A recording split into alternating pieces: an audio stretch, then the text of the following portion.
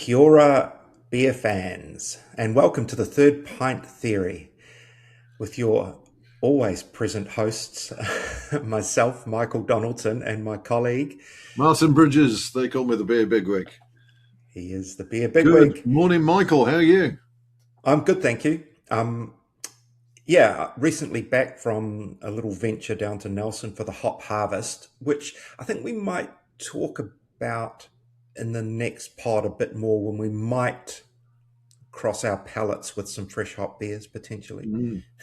So, I'm not jealous at all that you were ah, swanning around in hop fields with brewers from around the world. no, no, It's a tough gig, and yeah, yeah, I'm very glad that you had to do that.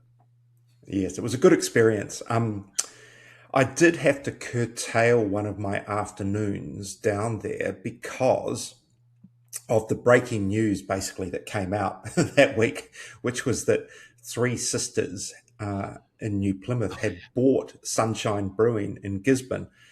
Um, I'd I'd had an inkling of this for a few days, but I sort of had to keep my powder dry until the timing was right. But how did you receive that news as it came in cold, so to speak, or hot? Yeah, it's big news. Hey, it was some of the biggest news in the craft beer industry in New Zealand for a while. I it it seemed odd for a little while Mm, until you kind of look through it, and I think that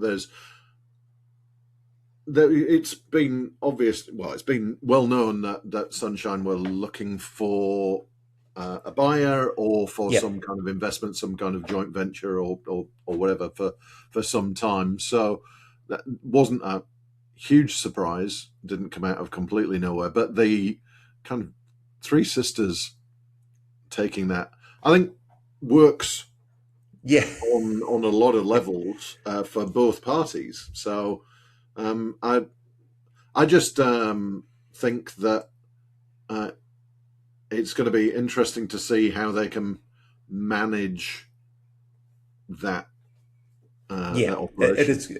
Yeah, the logistics of it are going to be really difficult. Um, yeah, and sort of how it happened is really unusual as well. In that, I mean, for people who are coming to this fresh, just in terms of the background, Sunshine Brewing, which has been around since 1989.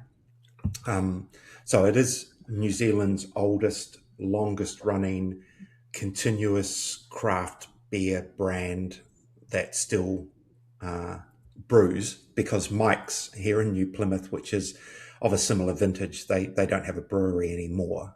They're a contract brewer. So I think Gisborne's Sunshine Brewing takes the Mm. mantle, I think. And anyway, the it's been owned by the current set of owners 12, 13 years, and they're all approaching retirement age or past retirement age and just wanted to get out. And I know Martin Jakisevic, who was sort of the key figure in it, he's talked about he wants to get down to his batch at Mahia and just enjoy some beach life. And, but they couldn't find, Three Sisters approached them previously, but they couldn't, I guess, they couldn't meet in the right place of enough money available at the time. And then Three Sisters did their crowdfunding and they were looking to expand and buy new equipment. And, then it was like, do you want to reconsider this Gisborne deal or this Gisborne discussion? And I do know that, the other possible outcome was that Gisborne, that Sunshine, I keep wanting to say Gisborne Gold, Martin. Yeah, Um, the most that beer most itself famous beer. is yeah, they are almost interchangeable. That Sunshine, there was a chance that that brewery could have been shuttered and sold off for its parts, including the Gisborne Gold brand, and sell the stainless steel separately. And that would have been a tragedy if that had Mm. happened. Um, and that's simply from owners wanting to move on. They need to get to the next part of their life, Yeah. um, and free up some capital or whatever. But no one was necessarily in the market to buy. It's a massive brewery. It's 25 barrel brewery, like so, 2,500 liters roughly. Yeah. It's huge, and And very modern. It's that kit is not all that old. I believe from what I understand, it's a pretty modern, pretty high tech yeah, yep, brewery. And I think, yeah, it's that problem that if this was 5 or 6 years ago, maybe pre-COVID. Let's think pre-COVID. yep, Then I think they would probably have found a buyer. yep, You know, craft beer was on the rise. Lots of people looking to get into it, but at the moment, yeah, it's buying yeah. a It's tough. brewery is if you are coming in from outside the industry, it's it's a brave move, Mm, but it works great for Three Sisters. I think we in your interview with Joe talking about their constraints on capacity because of the beautiful building that you can't really do a lot with yeah, because yeah, it's a heritage building, and yeah. and And it's an odd shape. It's quite long and narrow, yeah, and the way they've got it set up, they've done some reconfiguring, but they did look at trying to get that brew kit from Gisborne in there, um, but it just wouldn't work. So it was like, oh, hang on, if we leave it where it is and then brew because they can't brew a lot of their core range beers, they just don't have capacity to do it. And also, they can brew their export orders there yeah, and leave New Plymouth just to do small batch brewing, including the small batches for Gisborne. yeah. So some Sunshine some Sunshine seasonals will get done in New Plymouth and then Mm. sent down to the Wellington tap room, across to the Gisborne tap room, probably a little bit on sale in the Three Sisters tap room in New Plymouth. So it's a little empire that's been built, but not without risk. Like they really, you know, they have Yeah, to keep that China deal going. But it sounds like, there is at this point an unending appetite for smoothie sours in China. And I will yeah. tell you one of the interesting things. I wasn't going to talk about Hop Harvest, but I did pop in. Oh, and I got this from a couple of sources. Like there were a lot of uh, Chinese brewers there, Mm. including some from the Brothers Beer team, which is the whole point of where we're going um, Yeah. with this, because they're another one that exports a lot of beer to China. And there was also some there checking out freestyle hops, and I bumped into a crew at the Eddie Line Brewery there in Nelson, and Mick and Molly from Eddie Line, they just were entertaining these visitors from China, and they said, "Have you seen these Chinese beers?" And I was like, no, I haven't. And the first one they had on the table was effectively a lychee smoothie sour, and I did, someone else was drinking it, so I had a wee smell of it, and it was so sweet and so fruity.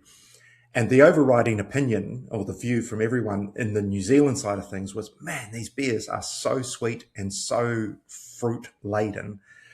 And I just went, I can see why Three Sisters Yeah, are yeah, yeah. selling a lot of beer there, if that's where the palate is. That's where the yeah. Yeah, yeah. It's So, a really interesting one. I think as just as a segue to the next thing we were going to talk about, when that news broke of the Three Sisters um, acquisition of Sunshine, and we were talking about Joe from Three Sisters, his travel is going to be fairly nightmarish Yes. Yeah. in terms of, although he has three venues now on the same island, they are Yes. quite far apart and quite difficult to get between. He Yeah. then turned up that evening at 16 Ton in Auckland, where Oh my God. I had just been, I had just been judging the Rare Beer Challenge, and we just had prize giving for that. And then I turned around and I looked, and there's Joe Evans, and I was Ah. like your your your air miles are going to be doing pretty well, Joe. Yeah. Yeah.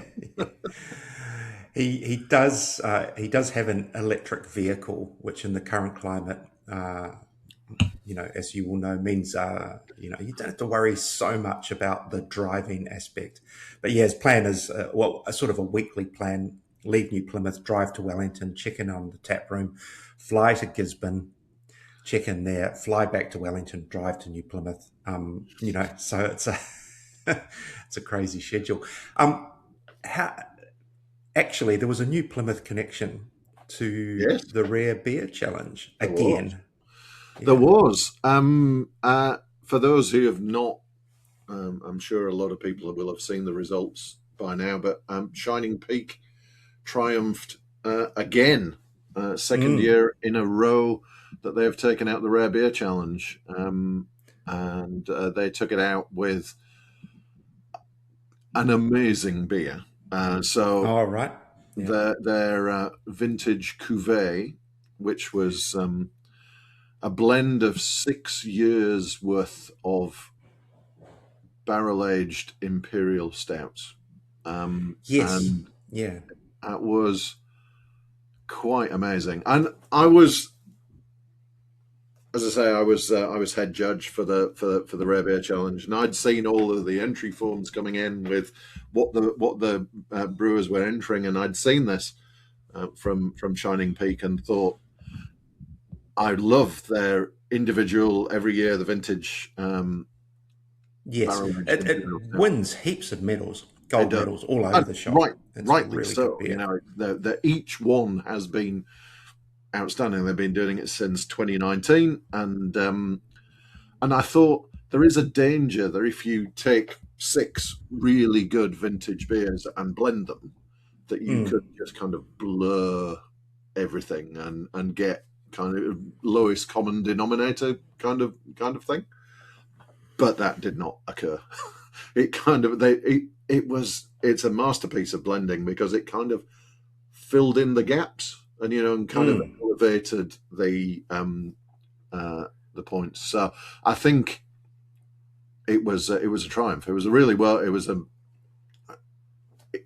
the Rare Beer Challenge is kind of an interesting competition because it's kind of a two-part judging. There's a score for the quality of the beer, but then there's also a score for the creativity and the way that the brewery have engaged with the theme, which is to support Rare Disorders New Zealand, Mm. and they Shining Peak uh, knocked it out of the park on both fronts. It was an amazing beer, but the story and the rarity of the you can't no we're not aware of anybody else who has made a multi-year blend of vintage beers, Yep. and also the fact that they did this auction where they bottled it into three magnums that were then auctioned to raise money for Rare Disorders New Zealand. So And uh, did we see what the final prices were I, on I that did auction? not. I think it finished this weekend. Last time I looked, they were kind of all around the $300 Yeah. a Yeah. piece mark, Um, which is a bit rich for blood. while we talk, I'm going to Google it. um, so yeah, it was. Look, the Rare Beer Challenge is a great event, and Ewan at 16 Ton has kept it on. It originally started at Fortune Favours in Yes. Wellington, obviously, which was started by his brother, and Yep. and 16 Ton had acted as the Auckland satellite bar for a couple of years, but and now that is the new home for the Rare Beer Challenge. Mm. 16, 16 wild and wacky beers, with some great stories behind them. Yeah, yeah. And I mean, we won't go through them all, but I, I did kind of like the concept behind the mean doses one, where it was like literally rolling dice or picking a playing card. There was a whole lot of random things that they did to figure out what kind of beer they were going to make. Yep.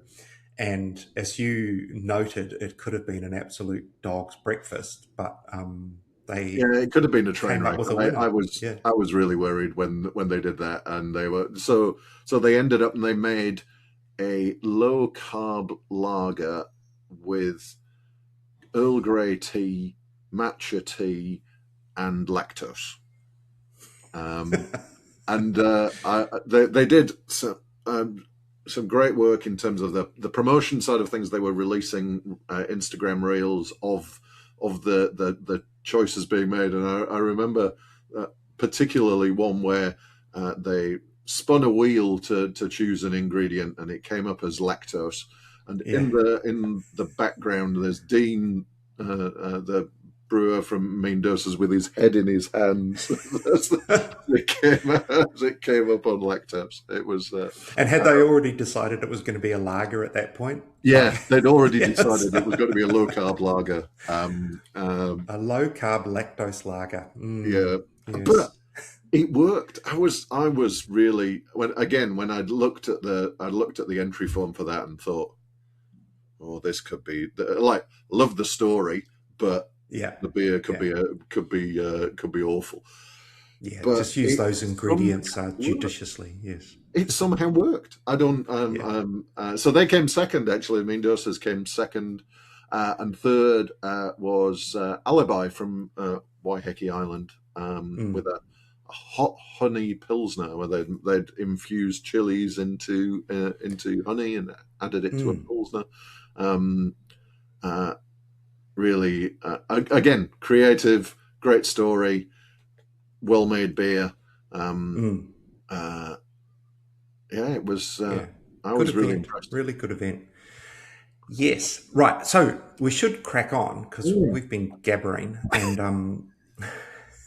well, there was a lot to talk about, I suppose, Yeah. this past week. Um, but our guest today is Dylan Adams from Brothers Beer Mm. in Auckland, and you know, there's a sort of a thread through this conversation to an extent, in that a bit like Three Sisters, as we noted, they're a big exporter to China, more in the super high ABV hazy department. Yeah. Although I did note in your chat that as a New Zealand Pilsner is also one of the top sellers there. Um, and they do make some, it wouldn't fall into the rare beer category, but they do make some odd beers from time to time. Yep. Yeah. And, They- but also that, I don't know where it fits in terms of one of their best selling beers, and it was odd because it's that Nirvana beer, um, the Nirvana yes, yes, Hazy yes, yes. IPA, was it? Which has Yeah. got the The photo double hazy, on I the suspect. can of the Hanson family. You know, that's not Yes. Nirvana, but it's all based on some internet meme where you have to be in the know to understand it.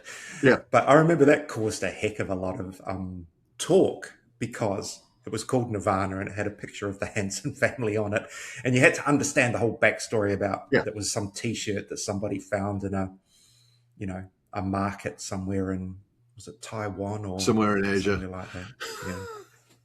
Yeah, yeah. So that, I mean, that was a really bold thing to do because that could go so wrong with people going, "What the hell? These people don't know what they're talking about." You know, bringing popular music into the beer making business, and they've got the wrong band and blah blah blah. Yeah. Anyway, But it's one of their top-selling beers now. They keep having to make it.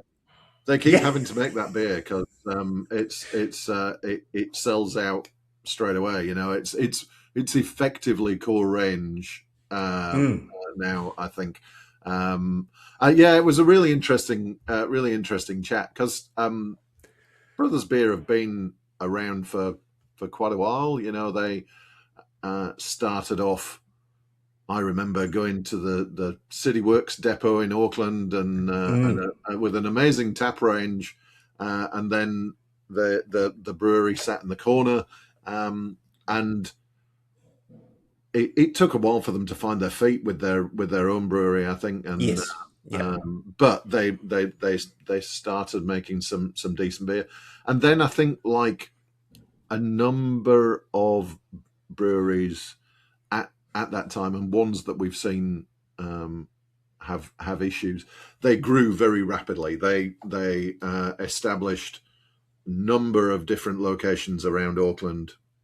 yeah, Five or six bars, I think, across Auckland. They moved to the brewery to a large site in Mount Eden. mm, Also making some excellent barbecue at the time as well. yes, I yeah, remember. yeah, And then they kind of got to quite a significant size, and then there were kind of general global headwinds, and they went into administration, and Dylan will talk in the yeah, interview a yeah, bit more about but kind of all of that. But it definitely feels like it was that kind of growing and maybe not having the foundation to cope with difficult times. yeah, yeah. And I mean, it was complex as well, and because as you say, they went into voluntary administration, and then they. I said we wouldn't privately before we started. I said I wouldn't go into all these details, but they then did. They went outside some boundary that was set by the voluntary administration, and therefore were automatically tipped into liquidation. And so for poor Dylan, like that was he'd already been through a Deep Creek liquidation, and then he was at Yeah. Brothers Beer in another liquidation, but he survives. The brand lives on, and now in Chinese hands. Mm. So you know, someone's got to own these businesses, and if the money's not here for it to be done in New Zealand, yeah, it's Mm. great. It's kind of the best of both worlds in some ways because they get to. We got New Zealand beer going to China, but it's keeping alive those beers here in New Zealand, and that brand and that really great tap room in Mount Eden. It's a great space. It is a I've lovely always been there. space. It is Yeah. a lovely space. Okay, so we should cross to Brothers Beer and Martin talking with Dylan about all of that stuff and more.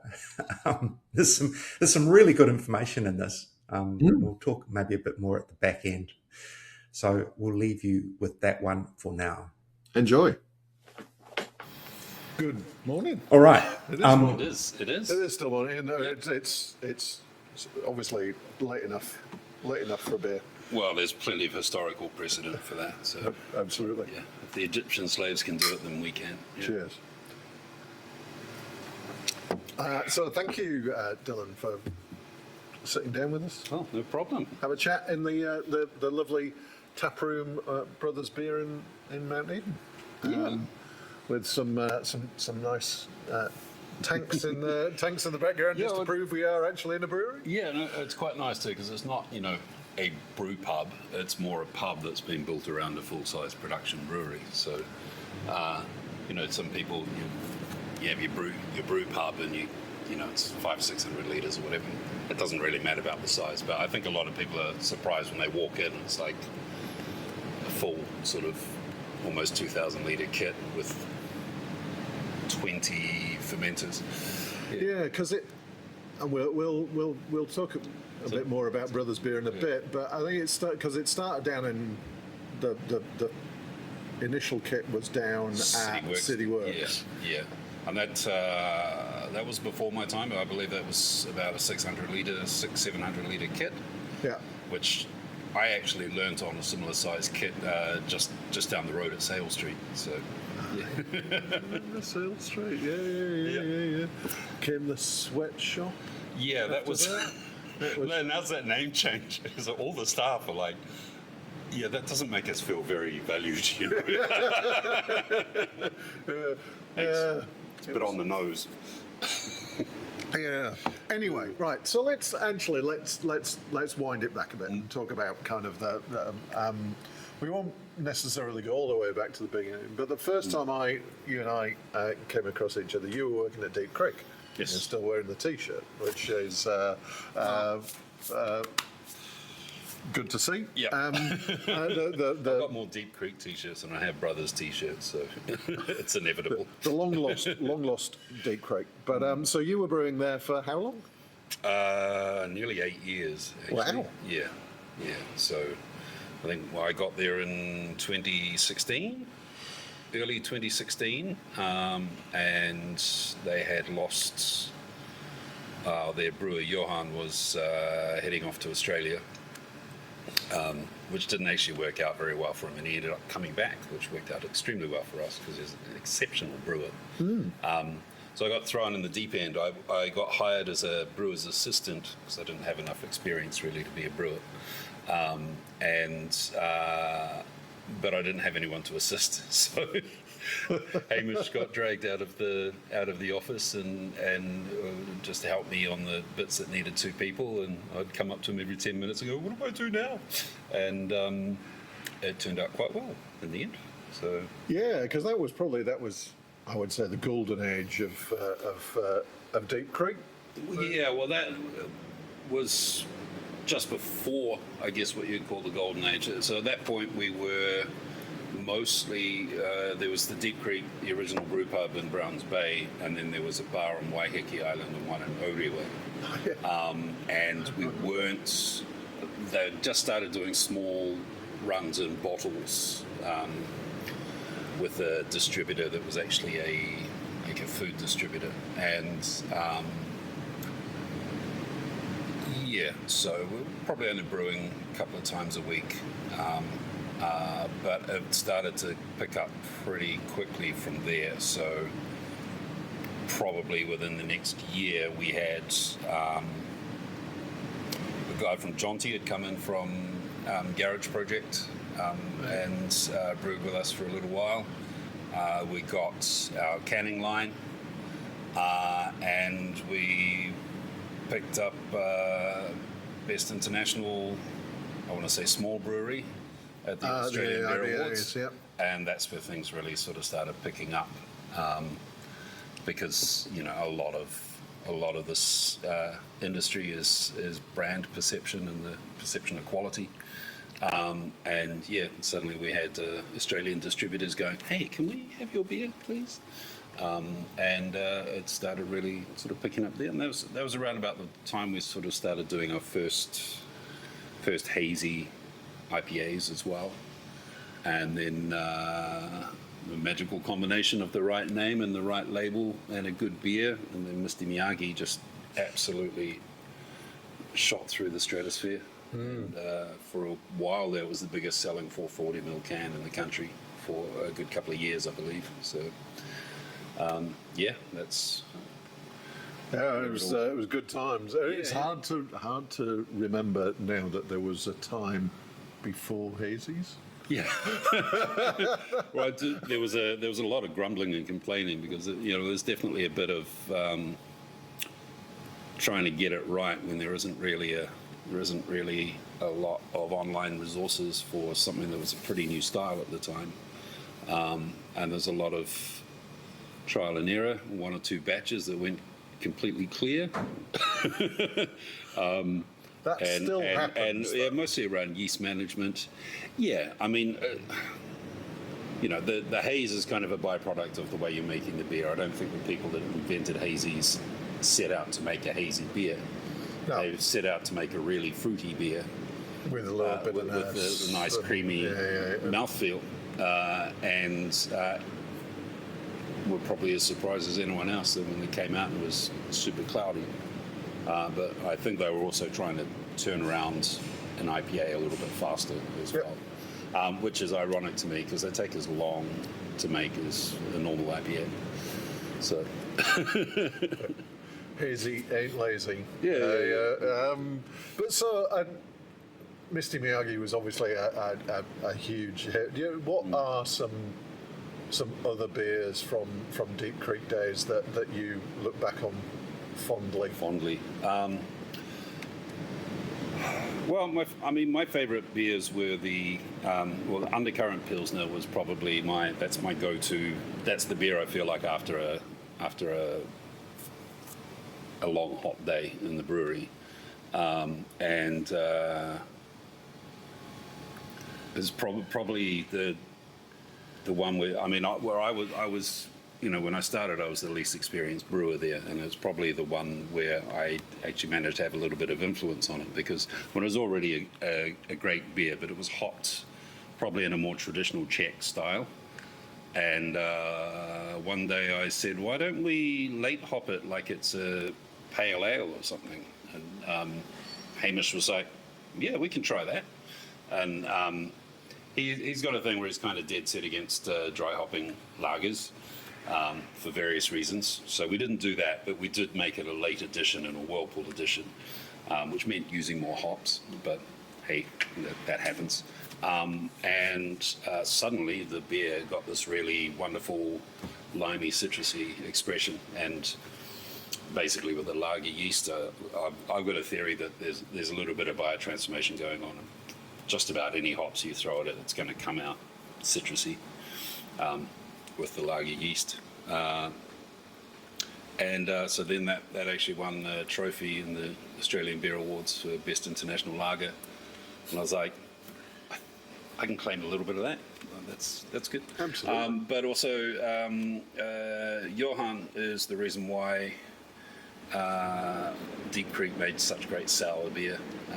Right. The kettle sours, but then once we did like a lambic style barrel program, spontaneous sour Belgian goodness, they picked up an awful lot of trophies, and those beers are fantastic.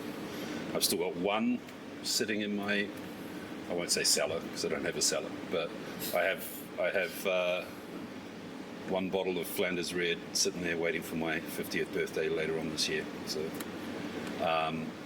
those are outstanding beers. They certainly are. There's one we did was, I think it was about the second one we ever did, was actually a dark beer, barrel aged in bourbon barrels. I believe it was called Bluegrass, because Kentucky yes, bourbon. yes, I remember that was one. Just outstanding. It was such a good beer, so complex. Yeah. And I can't claim any kudos there. I helped make the beer, I guess, but I did long before I actually knew what was involved. Just from sort of the dad joke angle, I was like, we just had a board for people to write up ideas for new beers and seasonal releases, and I was like, we have to do a creek. We have to do a Deep Creek, and I didn't realize, making a creek is a 2 or 3 year proposition. But when it came to naming it, it was pretty much already made, right? It was already named. So, and then that one champion beer at the New Zealand Beer Awards. Yeah, That was a good beer. yeah. So there were some great beers that came out of Deep Creek during that time, and it was kind of probably some of my favourite beers of all time. And but then it all went wrong. Yes. Obviously, don't go into a huge amount, but obviously, Deep Creek went into liquidation. How did you find out? Well, there was a drop off of production. We were suddenly, we're sort of sitting there going, hey, we haven't made any. Suddenly, we're not brewing anything. And that had actually happened in the past, where maybe we stopped and we didn't brew for a month, but then things kicked off again. Either we built up a fair bit of inventory, and we were waiting. We're basically keeping the tanks clear because we're waiting for a large export order, kind of thing. And the last time that happened, that sort of happened over December, January. So it was like, oh, sweet, well, let's actually have a summer holiday for once, you know. But yeah, it just kind of all ground to a halt. We weren't really told a lot, but you know, after a couple of weeks, there were a lot of people going, I think we need to start prepping a CV or something. Yeah. And yeah, it was go home on Friday and being told, I don't know if we're going to be coming back, so grab whatever you're grabbing. And yeah, it was actually just about in the papers by the time we were actually told ourselves. So yeah, it was not the best way to wind things up, especially after, you know, it's such an award-winning brewery, such a, you know, we would have been probably in the top 5 biggest breweries, Yeah. in independent breweries in the country in terms of production as well. I mean, really, it was a perfect storm of the main thing I think was being committed to an expansion and the cost of that entails just as COVID hit. Yeah. And so even the shipping of the new kit, the cost of shipping quadrupled Right. because it was at the worst possible time of COVID.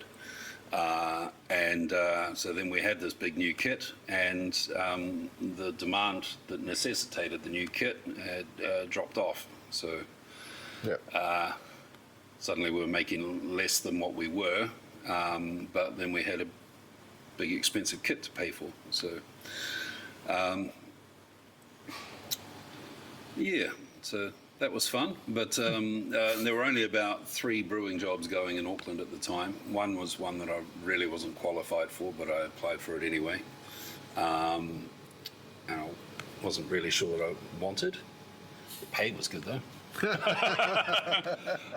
The other one was a senior job at Behemoth, which I applied for. We used to contract brew a lot of beer for Behemoth, you know, I had a pretty long relationship with Andrew. And then there was a packaging job going here. And to be honest, the job at Behemoth was probably preferable. But these guys got back to me faster. Right. So by the time I talked to Andrew, I'd already been offered a job here and accepted it, because basically we were on one income, and suddenly not only was I not getting paid, I didn't get paid for the previous week of work, and we were 2 weeks behind on rent, and things were a bit desperate. So I was walking to Wynn's to get a card to buy groceries when I got called up and offered the job here. So that was quite timely. Yeah. Must, and so they were like, so you can start in a week and a half kind of thing. But when they were interviewing me, they were sort of saying, you're a bit overqualified for this. Wouldn't you rather be on the brewing side? I said, well, yes, but don't really have a lot of choice. But they had a feeling that their head brewer, Brandon, was about to leave, which turns out he was, because he got the job at Behemoth. So bit of musical chairs. And yeah, so I got promoted to head brewer 3 days before I started, which was nice. Well, actually, they said, we thought you could do both. okay. Which turned out to be probably too big a workload. Right. But we had some pretty experienced people on the packaging side that could handle the organisation on that side, and off we went. Yeah. Cool. And because Brothers has been through an interesting trajectory as well, and I think, you know, they, as we say, started off down at City Works with the little brew kit down there, and then kind of opened a bunch of, well, opened this place, then a bunch of Yeah, there were about satellite. five or six bars in the end. Yeah. I mean, both both breweries really were kind of the victims of that classic expanding too fast Yeah. sort of scenario. So, and both victims of COVID. 'Cause Yeah. these guys suddenly had 5 or 6 bars. That nobody could go into. Yeah, from here to Piha, you know. Yeah. So, how long had you been here at Brothers when they also Before it went pear-shaped again. yeah. So Deep Creek fell over in sort of late November, and I started here early December. And we were actually flying along. We were brewing between 5 and 7 days a week. We were constantly running out of beer. And then I think it got to about June. So it's probably 6 or 7 months where, so because they'd gotten into pretty bad shape with COVID, they went into voluntary administration. They'd actually gotten rid of 90% of their debt, which was quite sizable. It was in the millions. But part of the way I understand it is that part of the conditions of the voluntary administration were that we had to have a certain amount of cash flow on hand at all times. And because we were so busy, I believe what we did, we accidentally dipped below that cash flow because we were needing to brew so much. Right. I don't believe it was intentional, but that triggered a liquidation vote. And you know the amount owed on the place, so you couldn't even buy a studio apartment for in Auckland. So you know it was like $300,000 or $400,000 or something, which was about a tenth of what it was. So yeah, so that was a not again sort of moment. You didn't think you were cursed? I was pretty sure that it could be possible that I must have done something bad in a previous life. But the liquidators came in straight away and they said, look, the amount of debt is quite small. The brand is relatively strong. Your turnover is good. We think we can sell you as a going concern. So there was a couple of weeks where we all worked for the liquidators, basically packaging existing beer. Yep. Which is good because one of my favourite beers was actually trapped in tank at the time, which was the Belgian Dark Strong Ale that we did with Pocono whiskey. Yes. Oh no! So that was locked in. I got a few extra weeks in the barrels that weren't planned for, so it was a good thing we only barrel aged half of it and blended it. Otherwise, it would have been very peaty. Yeah, and then the new owners came in, and yeah, I mean, it was also a very rough time economically. It was over 12 months ago now. I'm actually losing track of the years, but I think it was 2024.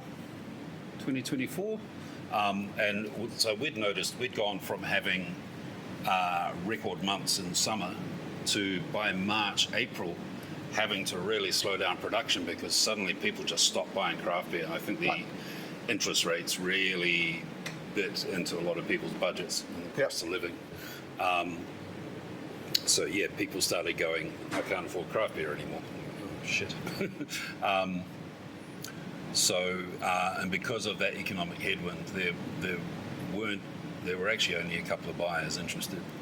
But one of them was our current owner, he's a beer distributor in China, and he got his start distributing Belgian beer and bringing good quality European beer into Shanghai, and then a lot of classic American craft breweries as well.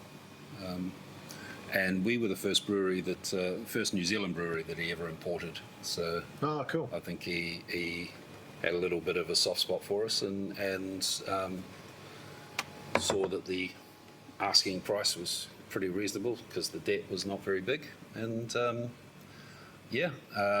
pretty much straight away started doing sort of 20,000 litre export orders for China. So Yeah, because I remember at the time very handy. when that sale was announced, it was like, that is interesting, because obviously like it was oh hell, Brothers is in trouble, and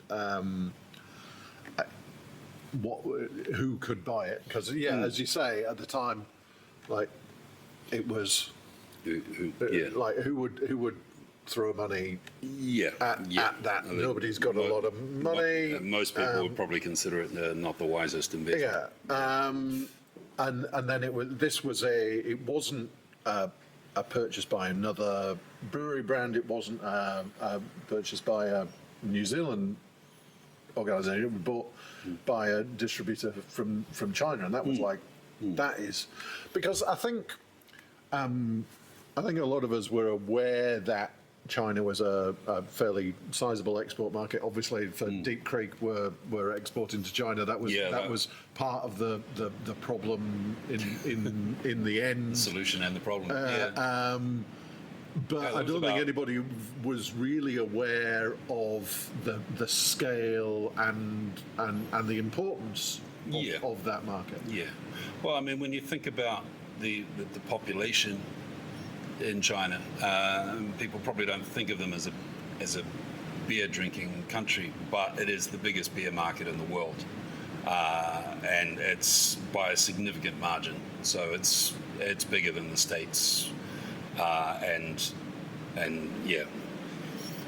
significantly so. Yeah, you only need a small proportion of that population to be beer drinkers. Yeah. For it to be a lot. Yeah, and even so, I think craft is actually a pretty healthy proportion of the market there as well, which is great for breweries. There are quite a few New Zealand breweries exporting now. Your Double Vision, Behemoth, Sawmill, Three Sisters. There are plenty of people sending beer up to China. And I think. I think my advice for anyone would be, it's fantastic, but don't bet the house on it, because they can sometimes be fickle. I mean, other people's experience may vary, but they can be quite finicky and picky, and I don't know whether they may be a little bit more susceptible to trends or whatever, but say an influencer doesn't like your beer, it could actually quite badly affect sales, I think. So, and the thing that I've always thought about China is that they can get beer from anywhere and anybody, and I think the way I see it, and maybe you can say whether I'm right or wrong, is China is a more important market to New Zealand than New Zealand is as a supplier to China. I think that they could get beer from pretty much anywhere, and if they decide actually we're going to try this instead, then suddenly what is a big commitment for New Zealand company? They could suddenly go, well, we're sick of New Zealand craft beer now. The big thing is, I don't know, South African craft beer or whatever. I mean, there are certain advantages here in terms of, we have unrivaled access to New Zealand hops, obviously. So, sure, you can buy American beer with New Zealand hops, but we probably have more of it, I guess. Or it's, and we have our own take on styles. New Zealand Pilsner is, ironically, doesn't sell very well in New Zealand, but, we are famous for it around the world. New Zealand hops, there's 2 or 3 New Zealand hops that are absolutely perfect for a modern interpretation of Pilsner. Yep. And it's a shame we don't sell more of it here, but it's my favourite beer is a good New Zealand Pilsner. So, there is that. I think the American tariff situation has also been helpful. I mean, we had one one order was suddenly double the size because of that. Right, because their imports from the US are suddenly suddenly significantly 20-30% more expensive or whatever, and they're already probably the more expensive beers out there. So, it may be a case. I mean, I'm not sure, but it may be a case where the strength or weakness of our dollar might be beneficial as well. Right. I don't know. I mean, typically it's economies of scale that really. But I think in China, craft beer drinkers are probably not quite so worried about the price as they are just looking for something interesting and good. Mm-hmm. Is it kind of a localized market in China? Is it kind of certain areas more or certain cities more so? Because it's a big place. Yeah. Well, I mean, I'm not sure. I know our owner operates out of Shanghai. Mm-hmm. Shanghai's got a ridiculous population. It's like 15, 20, 30 million people, something crazy like that. So I know that's probably where the majority of our beer is going. But I would imagine it'd be in the cities. I think it's probably the newly moneyed people that are buying craft beer. That's where craft beer bars are. Quite a lot of what we export goes over in kegs. So a lot of it is in bars. That's interesting, because I kind of just automatically assume that it's all packaged product. That's probably about half and half, I would think. Yeah, we've got a lot of like 20-litre disposable kegs that pretty much all for exporting. Yeah. Right. Okay. So, what about the kind of the styles? Do they have? Is there a favoured style? Yes, they like super strong beer. Hazy is king, and we make 2 different triple IPAs for them, and we now make 2 different quadruple IPAs for them. So we could get an order for, say, 10 different beers. There would be our delicious Pilsner. There might be another mid-strength hazy, and everything else is going to be IPA strength and up, and probably 2/3 of it is going to be double IPA and stronger. So it does present some challenges with yeast management. So a lot of those beers are single-use beers. Because once you've put a yeast through a quadruple IPA, it doesn't particularly want to do anything else. And our mash tun is quite small, so that presents a challenge for how much malt we can fit into a beer without adding sugar, which is fine because most of your stronger beer has some sugar in it to get the alcohol up without getting the sweetness up. But with your big hazies, they expect a certain amount of sweetness. So, there's a little bit of trickery to get a good, consistent sort of 10% beer. Although I think it plays in our favour a little bit because some of those beers can get really cloying and sweet and hard to finish. Whereas you don't get many people sort of going, that's a 10% can, and actually I nailed it quite easily. And I'm on to the next one. Yeah. So, I think we make weirdly drinkable triple IPAs. Well, they're still plenty juicy, and they still have a pretty significant final gravity. But I think they are maybe a little easier to drink than some others that I've had. Yeah. So tell us a little bit about some of those triple and quad IPAs. What for people who are listening, because some of them obviously most of them are for export, but some of them do hit the New Zealand market. What should people be looking for? Well, I mean, Nirvana has actually become our biggest selling beer in New Zealand, so it's not just a Chinese thing. My theory here is people have got less to spend on craft beer, so they may be getting a cheap 6-pack or two, and then maybe getting 1 or 2 440s as a treat. So they can pay $10 or $11 for an IPA, or they can pay $12 for a triple IPA and get, I guess, more bang for their buck. And then there's always people that will just buy anything strong. That is still a thing. Hey, It is, I don't, yeah. I don't quite understand that. I remember from back in the very early days of my involvement in craft beer in New Zealand, I worked at the New Zealand Beer Festival. It was at Ellerslie Racecourse, Yeah. and it was held in the stables. Oh yeah.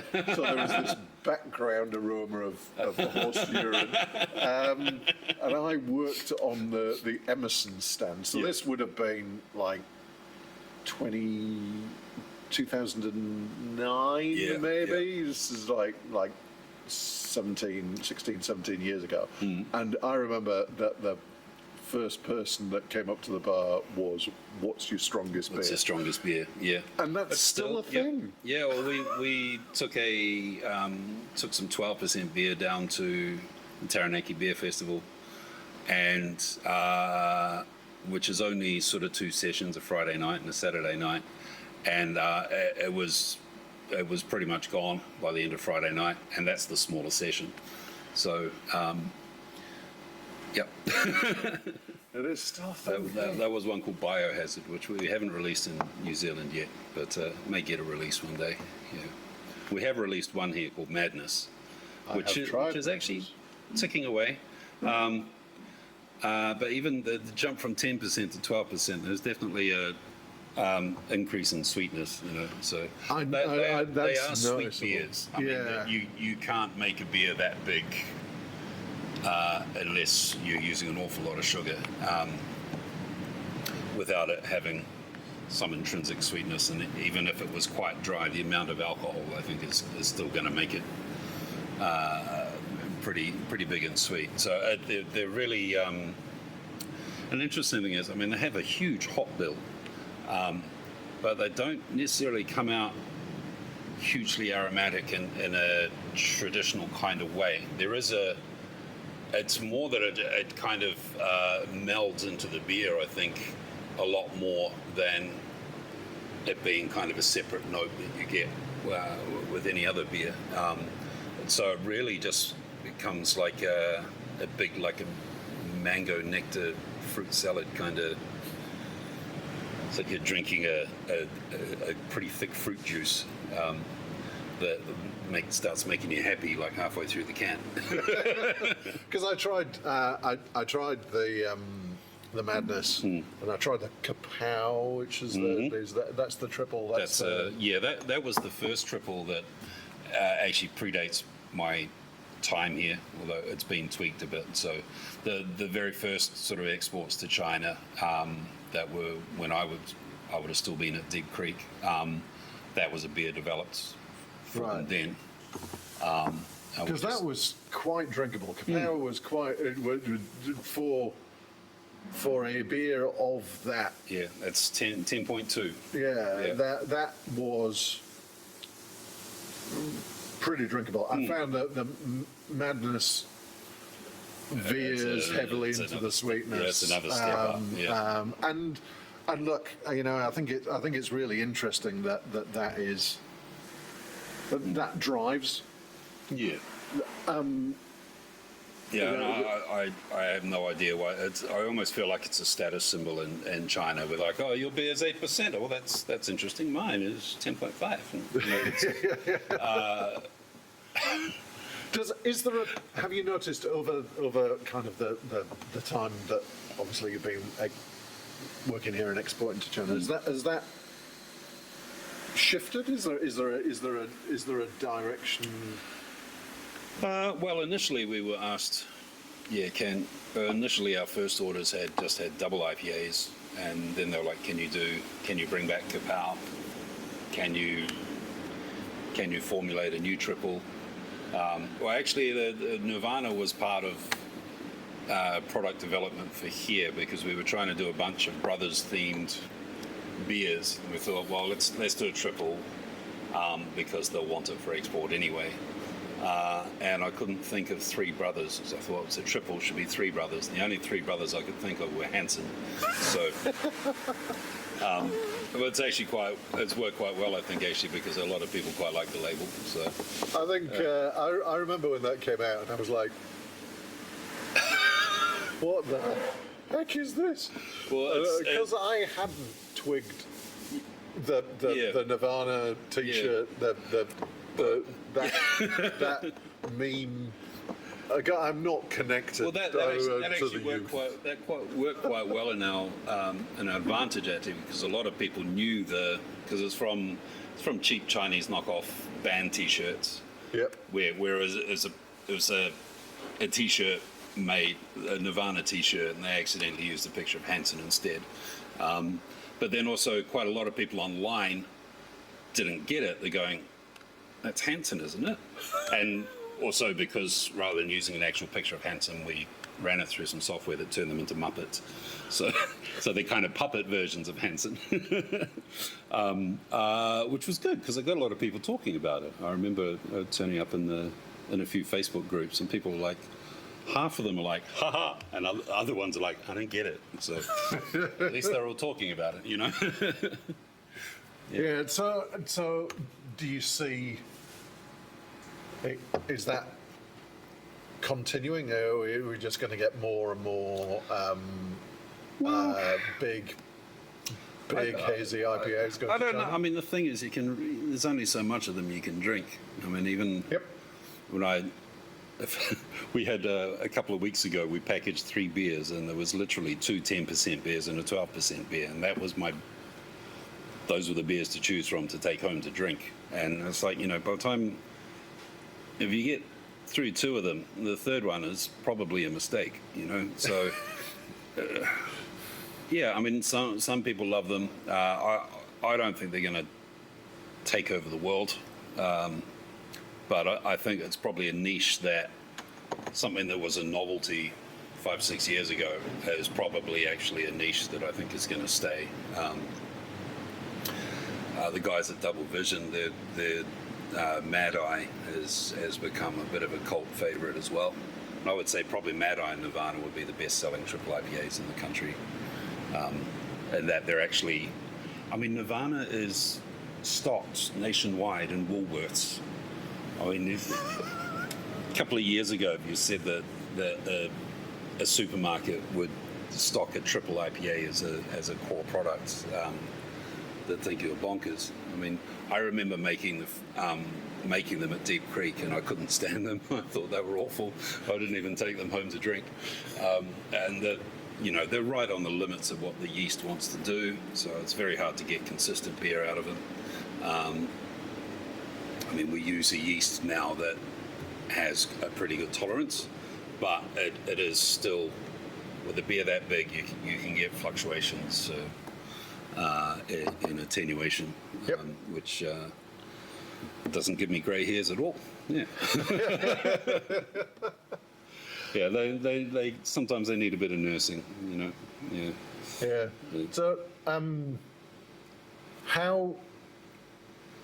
what's the kind of the split in terms of export versus local market now for Brothers? Well, they can fluctuate quite a bit. I mean, at one point it was probably 70-80% of what we were brewing was being exported. So if you go back about a year or so, that has evened up quite a bit. I mean, I guess it's winter in China at the moment. Right. Oh, they're still drinking beer, but nice warming quadruple IPAs. But also, I think it was recognised here that we had been neglecting the local market for. I guess it was easier straight away for them to say, let's make beer for export. There were a few assumptions on their part that we advised them wouldn't work, but they wanted to try anyway. So there was a drop-off in sales here because we didn't have the sales team to support it. We had a misstep with ABV distribution. So just as yes. things were picking up, they went under and took a couple of months' sales with them, which wasn't really helpful for us. So, I mean, at that point, it was probably a good thing that we were doing a lot of exporting, so that we were actually able to absorb it, because I think that whole situation nearly finished off a couple of breweries. Yeah.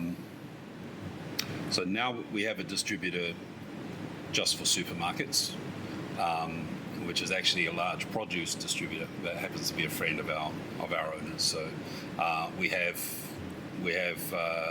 one guy who all he does is sell our beer to supermarkets, and then we have a couple of guys in the South Island who do produce and beer, and one of them actually used to be one of our best sales reps, so which is great because he knows the product really well, and he's got really good relationships. So we are seeing definitely a good uptick in local sales. So, and then a couple of us are just sort of getting out to the Auckland market and making sure we're back in bottle shops and your favourite bars and that kind of thing. Yeah, it seemed that for a little while, every time I went into Pack and Save in Albany, you were there.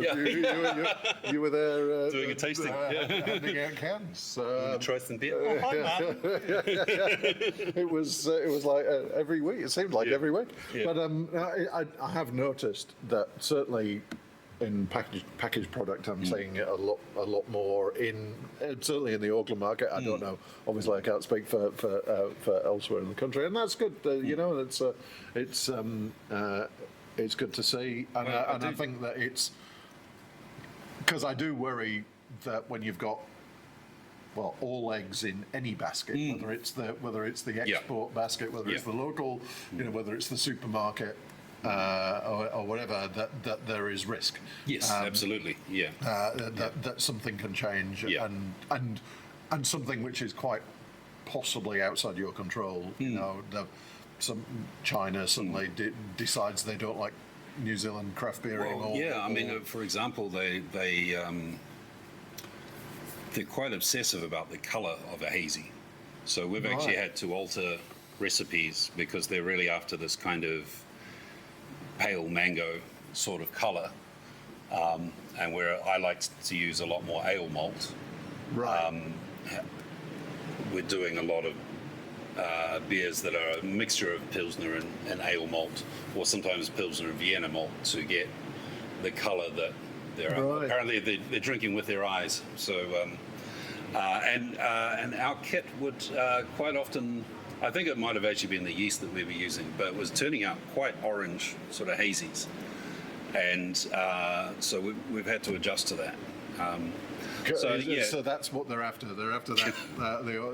Yeah, and then that's quite tricky when you're making a 10 to 12% beer, because just by being higher gravity, it's going to be a darker colour. So there's some interesting asking of the impossible at times. Yeah. Could you make it 12% and really pale? And super pale. Like, yeah. So, and some of those higher ones are getting up to being pretty much all Pilsner malt. So it's as pale as you can make them. And, but with the strength of them, they're not exactly straw colour. They're not that really pale yellow that you sometimes get with a hazy. They're more a bit more gold colour. So and then the other thing, of course, when you're making beer that's that strong, the amount of dry hopping required is pretty big. It's almost double what you'd put in an IPA. So there's a lot of using cryo, a lot of using things like freestyle hop keef, so that you don't lose an absurd amount of beer just from the hops absorbing beer. So from the green matter in the tank. There's definitely challenges, but we're kind of becoming famous for triple IPAs. So you can't always pick what people respond to. So you just go with it. That's the thing, you follow the market to a certain extent. Look, I think we could we could talk about the complexities of brewing triple hazy IPAs for ages. But like, we kind of wrap things up about that. Look, thanks very much, Tom. It's been an awesome little chat, I'm not going to go and drink a triple hazy IPA right now because it's not even lunchtime. Having said that, I think actually our Pilsner is actually probably our best-selling beer in China. It's just that if you put all the other ones together, they outstrip. Yeah. So, we do one Pilsner, we do like 4 10% plus hazies. So those ones will outsell the Pilsner. But if you look at an individual brand, we're actually quite famous for. So there's hope yet. There is. Stick with the Pilsner. Yeah. Okay. Thank you very much. Always a pleasure. Well, thank you, Martin, for that. That was really good. And interesting that you were enjoying that New Zealand Pilsner. It was a great beer. Yeah, which there is demand for in China, which is cool. Yeah, it was interesting. I thought that was. Everybody talks. Well, a lot of brewers talk about the fact that the big driver of exports to China are either, as we've said before, smoothie sours or high strength hazies, and Brothers Beer do the double, triple, quadruple hazy IPAs. But that New Zealand Pilsner probably is their biggest volume of one beer that goes. They might send 4 or 5 different strong hazies and the New Zealand Pilsner. But so that's great. I think if we are to be known around the world for New Zealand Pilsner, I'm pretty okay with that. Yeah, that's right. And I do think that, from what I gather talking to people who are exporting to China, that there is still that story about New Zealand and the quality of the ingredients. And so especially New Zealand hops, they're rare. Like, we know they only make up 2% of the world's hop production. So to get your hands on really cool beers made with New Zealand hops, it's a point of difference in a huge market, So these are valuable beers in some ways. So it's great, and it's great. I think that New Zealand Pilsner is so popular because that is the kind of it focuses the expression of the New Zealand hops. Whereas in the hazies and some of the others, yes, absolutely, they contribute some great flavors, but it's possibly they're not as distinctive. It's not as easy to say, oh yeah, that triple hazy has definitely got Rewalker in it. Yeah, for example. You probably wouldn't put Rewalker in a triple hazy. I don't know. Probably, but definitely you can. I think in all of those you can often pick Nelson Sauvin if it's showcasing that grapey flavour, because it doesn't always, and that's something else we'll talk about when we come back to fresh hops and harvest and all that kind of stuff. But yeah, you're right. Once a lot of hops go through a biotransformation in the dry hopping stage, which is something, again, Dylan was talking about there, they can, according to some critics, just start to all taste the same. So, we must get Karen Haslett more on this pod to talk about many things, including that particular topic.